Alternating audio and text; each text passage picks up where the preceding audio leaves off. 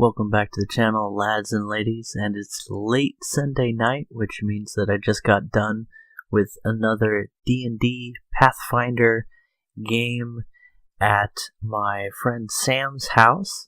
So let me try and recall to you what happened over the course of tonight's events. It was a really fun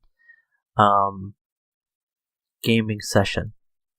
So, as you may recall, I did make a few errors when recounting last week's events. It was 10 cats that were following us, not 20, and some other minor details. I can't remember what it was. So, we were stuck in these caves that we'd been teleported into, I guess, and we had run into some monsters, including a cockatrice. And at the beginning of tonight's session, I started off by cutting off the cockatrice's beak as a trophy of sorts, and we continued to move on through the caverns. We encountered, let's see if I can piece together, it is pretty late here at night, so my brain's running pretty slow. After church, I'm just completely brain drained, so apologies. If I seem a little bit slow-witted tonight, it's because, well, I've run out of brain juice. So we encountered a room in these caverns that had some sort of pool and a bow sitting to the side of said pool. It was a certain distance away, so I decided to shoot the pool with my longbow, because nothing says water elemental like a random body of water in the middle of a subterranean cavern. I wasn't quite correct. It turns out it was some kind of predatory ooze, but my instincts paid off as I was able to deal some first round damage to our slimy foe, a sort of gelatinous cube-type monster, as it began to close with me. I also got off a few more shots. The cats, led by Sergeant Whiskers, holding off for now on their valiant charge. But David's character, what was his character's name? I'm just really bad with names. It'll come to me, I'm sure. His character charges the thing and starts bashing at it, and he gets swiped at by the thing in the process. But because David is wearing full plate armor and has a good armor class, he was able to avoid taking damage. We managed to take that thing down in fairly good order, myself delivering attacks from range, and he bashing the thing in its, well, whatever passes for a face of a jelly. So we mooshed that thing. Got some experience from the combat and looted the room, which provided us with a composite longbow, which is, it's a thing that you can shoot arrows with. David's guy doesn't really know how to use one, but it's better than nothing, I suppose. We continued on, and what else did we encounter in that cave? Something caused us some trouble. I remember now. Let me tell you of the death of Noobr, first martyr of the cat cult. So we were in those caves, and I was sneaking ahead, scouting about, and I see an ominous-looking cloud with red, dangerous eyes. Who hadn't noticed us yet? So I plonked an arrow into the cloud, because why not? It whooshes forward and attacks us, an air elemental, a very dangerous foe. In its first attack, it slams my character, dealing a certain amount of damage that definitely wasn't comfortable, but I was able to deal with the pain for now. And my crushed feelings didn't want to be friends, especially after I plonked an arrow into it. And then the cats and David's character charge in. The cats rolling their dice, 2 attacks each, with a tiny chance to hit against the air elemental that had, I think, like a 19 armor class, which is pretty good at level 3. Not the best, but pretty good for a monster. And they're starting to chip away at its health, just in a frenzy of clawing at this thing. And the air elemental decides that the cats are the real threat here. He targets Noobr, and with a mighty slam, he just pastes the poor little guy, crushing him in a single blow. In short order, vengeance was had as we dispersed the air elemental with our furious attacks. But the crumpled body of Noobr remains. I gave our little hero a gentle kiss and handed him over to the rest of the cats to give him a cat burial. I didn't ask too many questions. From that point we moved on, but the story of Noobr the Bold, lives on to this day. A cat hero for sure. Anyway, let's talk about what happened next. A cat in D&D gets 2 claw attacks. So they're capable of dealing up to 2 damage per round. I like that. They have a +3 on their chance to hit, which is actually not terrible. And other than that, there's nothing really outstanding about cats. They can pretty much... they have like 3 or 4 hit points. They're cats. But Noobr, my poor, beautiful kitty cat Noobr. That's right. He doesn't die in... Oh, did he? Oh, yeah. Noobr dies in the cave, so we lost a cat. So we're making our way upward and outward, moving towards some sort of light, and we find ourselves no longer in a cave, but in a temple, a monastery of sorts. The monks inform us that there is no cave behind us, and we look back to find that's exactly the case. It was almost like some sort of supernatural encounter, if you will. I think the goddess of magic stole my pig. We'll get you back, Sir Truffles. We will get you back. Mr. Truffles? I think his name was Mr. Truffles. Anyway, we are in this monastery. The monks, surprised, but friendly. They tell us where we are, a different part of the world we're in, the sort of eastern setting. We're basically across the country. So we've been teleported, like months' journey from where we started out, and our initial mission of investigating this tower seems to have been a shell to get us into this new adventure, and I'm very willing to break into new adventures. So we end up making our way toward the major town in the area. I think it's like the capital of the is it the country we're in? Whatever. These kind of things sort of fly over my head anyway. It's a major town. And so we start making our way there, and it's like a 3-day journey.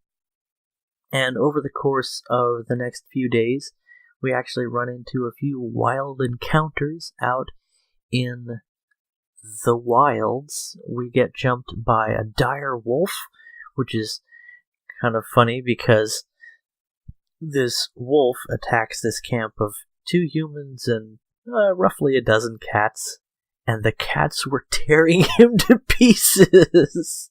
So my character does not deal a lot of damage. He's a paladin, yeah, but he's pretty low level, and he doesn't have a lot of fancy abilities, and he's not super strong either, so he just kind of pokes at things until they expire.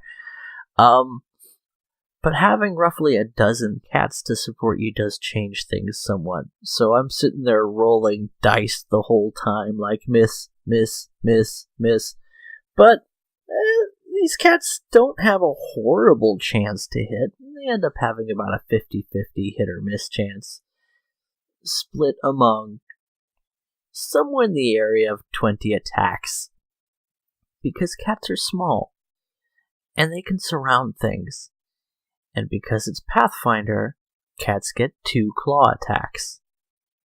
Cats attack twice as often as I do individually. And there's a dozen of them. So they surround this dire wolf, which is like a gigantic wolf. It's a large-sized animal. It's like a big dog, or it's like a wild wolf, roughly the size of a small horse. And the thing attacks, is surrounded by cats, and they start tearing it to pieces. And I think twice it tries to bite one of these cats. Both times it misses. So 9 cats and the 2 of us, my character and David's, take down this monster. And then another monster showed up, and it was a giant mantis. And it really didn't stand much of a chance. We got the jump on it, and then we just tore it to pieces. So basically XP pinatas on our way to town. We didn't really take too much damage on the way, and thankfully David's character is a cleric, so he healed me up from the damage I had sustained in the tower, taking a fire trap to the face, and then also I got hit by something for a few hit points damage, and he healed that up nicely for me as well. So I can't really remember who squished Noobr. Noobr was the cat that died. But he will always be remembered as a hero of the people. Well, not people specifically, but cats. And, honestly, probably not a hero either, but a feline of note. A martyr! Anyway, we get to this main town, and I start talking with the guards, just, telling them of our adventures. And I think I got clubbed on the back of the head because my character got knocked unconscious immediately. Apparently, they don't appreciate traveling entertainers, tale tellers, or proselytes in that town. Well, I had a rather rude way of finding out. And the guards charged a bit more than the average entry price for getting into town. I didn't even know there was such a thing. It's gotta be killing trade. Anyway, we get into this central hub of a town and eventually work out that we should do some more questing and just get some more experience under our belts, gold in our purse, and maybe some magical equipment to supplement our already rather suitable equipment that we have. I also go looking for more cats. So I talk to someone who deals in the training and sale of both exotic and mundane animals, and I'm also looking to buy a leopard.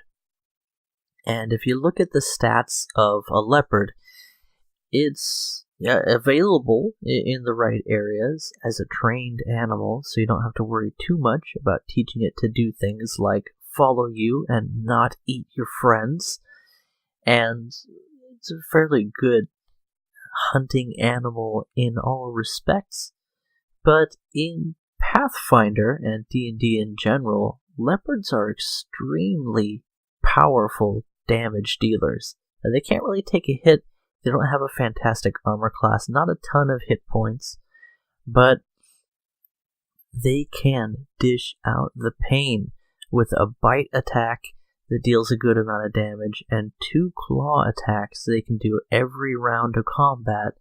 And if they hit with their bite attack, they can also immediately enter into a grapple and deal those 2 claw attacks. So very, very effective creature to have to dish out that damage onto individual targets. And at level 3, that's a creature that's very, very useful to have in your entourage, if your DM will allow it. And Sam's a nice guy, so he let me buy this leopard for the bargain price of 100 gold. Gold pieces are worth a decent amount of money in the game. but you're looking at like 1,400 gold for a decent bow. You're looking at upwards of 1,000 gold for any kind of enchanted equipment, which would be stuff that's better than your basic gear. So having an entire damage dealer for the price of 100 gold, that's very useful, especially considering how poor the damage output is between me and David's character. Wisdom, that's his name. Wisdom. My character's name? Makoto Nagano. Anyway, the adventures of Wisdom and Makoto, or Nagano-san, if you will. I tried to spread the good news of the cat cult in the few days we were in town, and again, the cat cult is just a small religious group of cats who have decided that cats have power, and that's why cats have power. And so it's no big deal. It's not trying to change the world. It's just trying to help cats be cats and look out for the well-being of cats. It's not cat socialism, honest. I promise.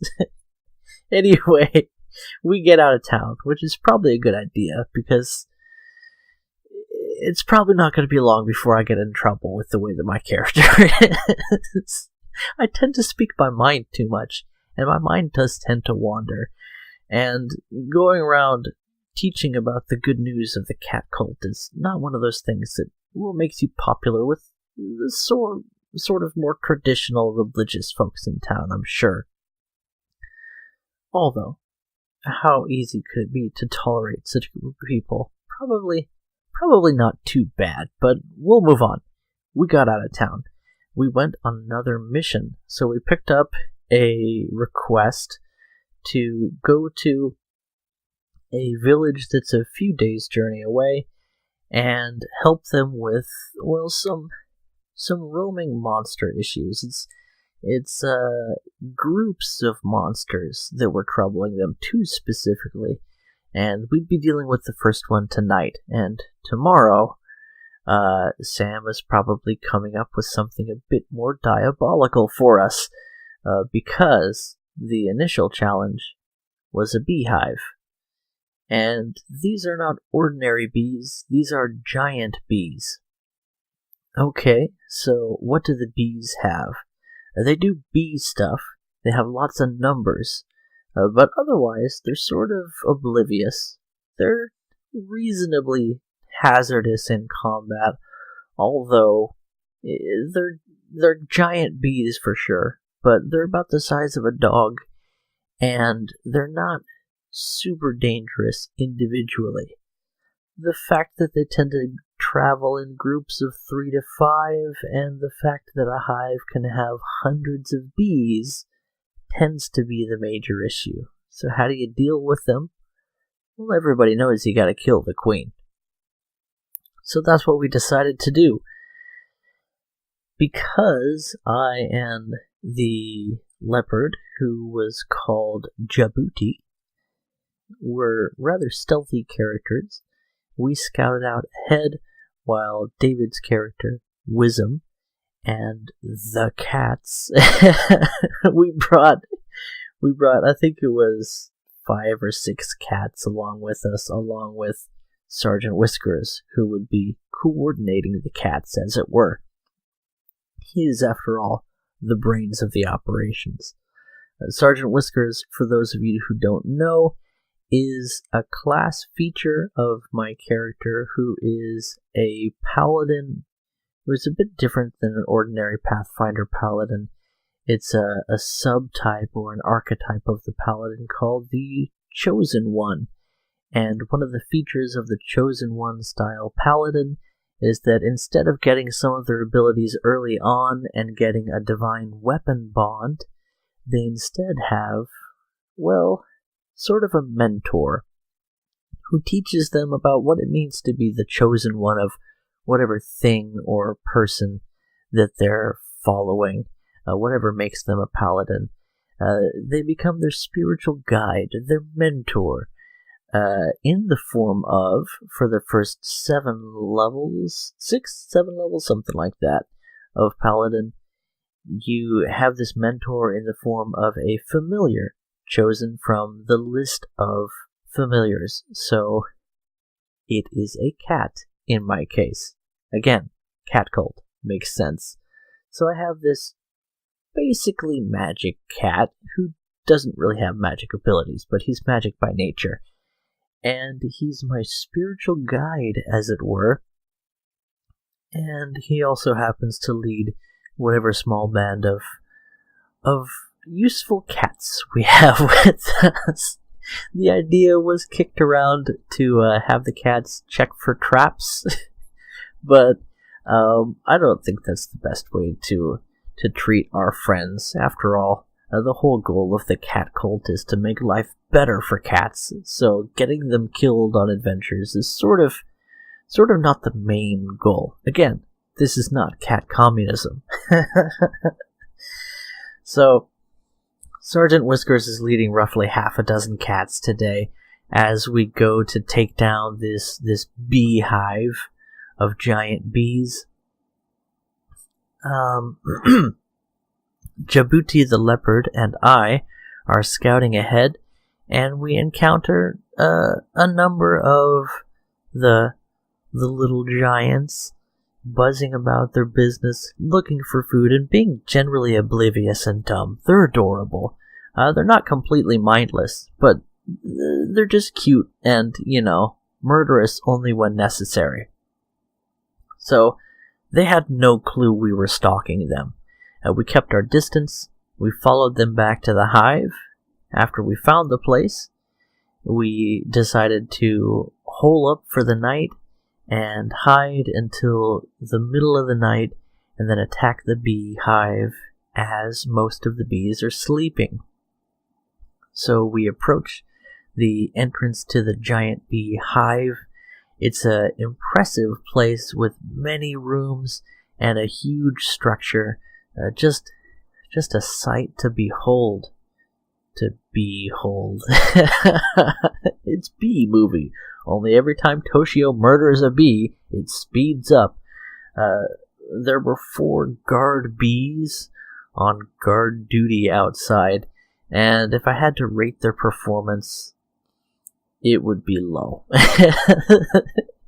Giant bees have a +1 to their perception, which means that, well, they don't have the best chance in noticing someone who's an average person sneaking up on them.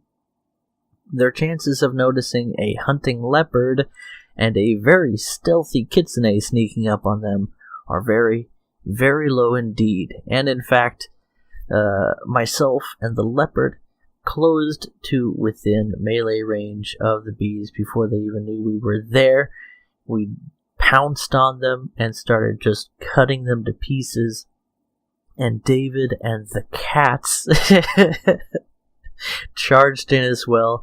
And on top of the surprise attack we got in a surprise round, which gives you time to make 1 attack, and then we rolled for initiative, which is how you decide who goes in what order.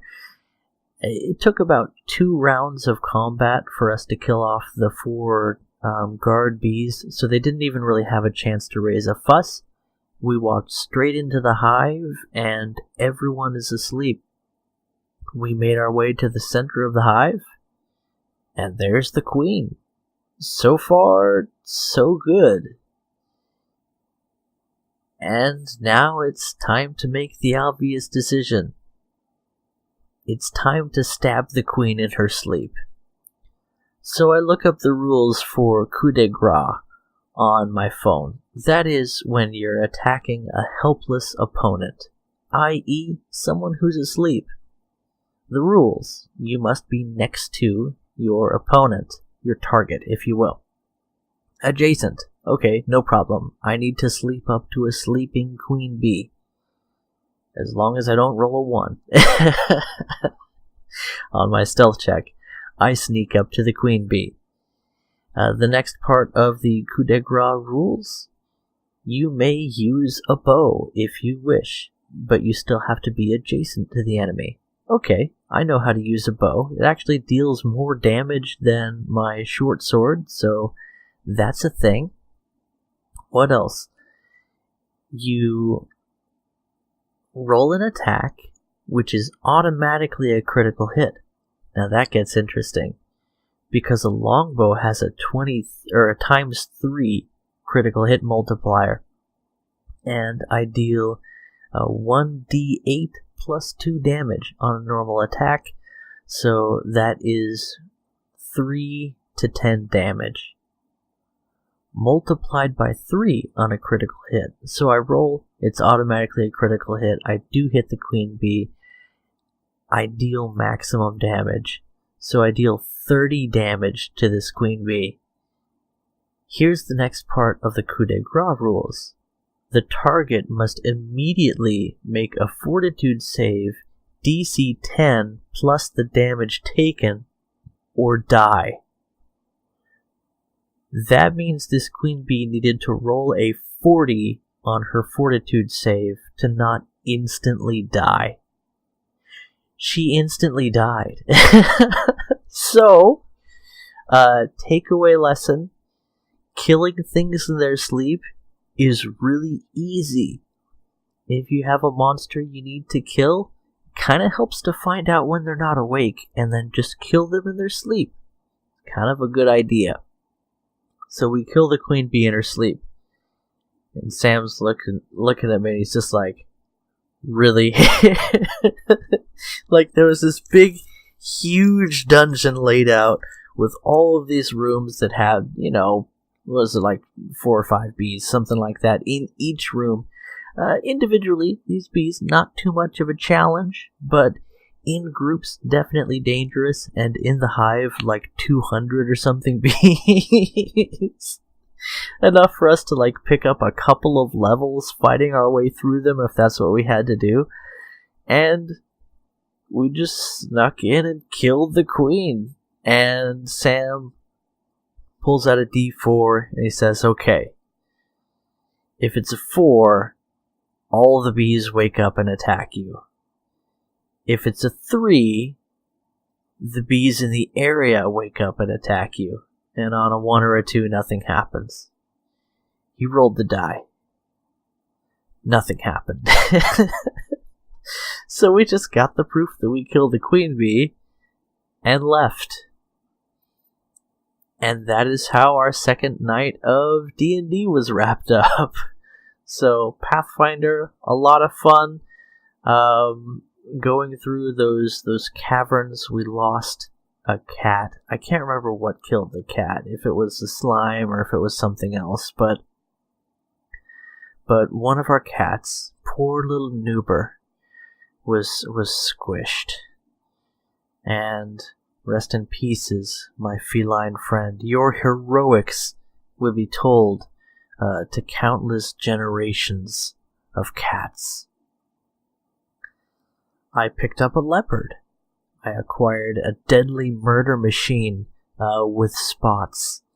And now the leopard is accompanying me, and David's character Wisdom and my character Nagano are going to take out another horde of monsters. So we'll have to find out what this next threat is. That's what we have to look forward to. Wisdom and Makoto. Monster Slayers? We'll find out. So guys, hope you enjoyed my recounting of our D&D night. It's something I really have a good time doing, and it's just interesting to see what ends up happening. I really love when we have these combats or the encounters, and you just get to think a little bit more creatively than, okay, what feats and what spells do I have? Instead, you can think about things like, how much does it cost to buy a dozen cats? And how many are available? By the way, I think I got the cats bundled in along with the leopard this time, so I saved a gold piece. Anyway, I've just been having a total blast. I'm really looking forward to the next one. Apologies if it seems a little bit rambling. It's actually pretty late for me. But I suppose that's all for tonight. I'll obviously have a different kind of video coming up next time, and I hope to see you then. Bye-bye.